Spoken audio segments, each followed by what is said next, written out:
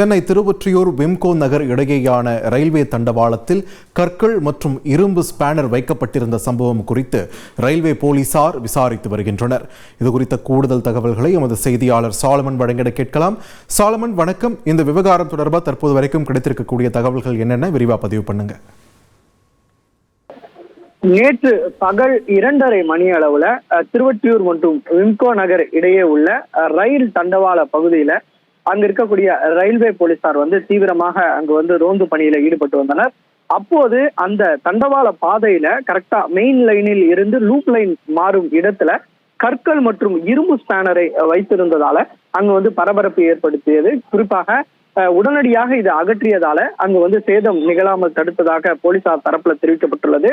இது வைக்கப்பட்டிருந்தால கரெக்டாக அந்த லைன்ல ரயில் தண்டவாள பாதையில ரயில் வந்திருந்தால் அது விபத்து ஏற்பட வாய்ப்பிருப்பதாகவும் போலீசார் தரப்புல தெரிவிக்கப்பட்டுள்ளது.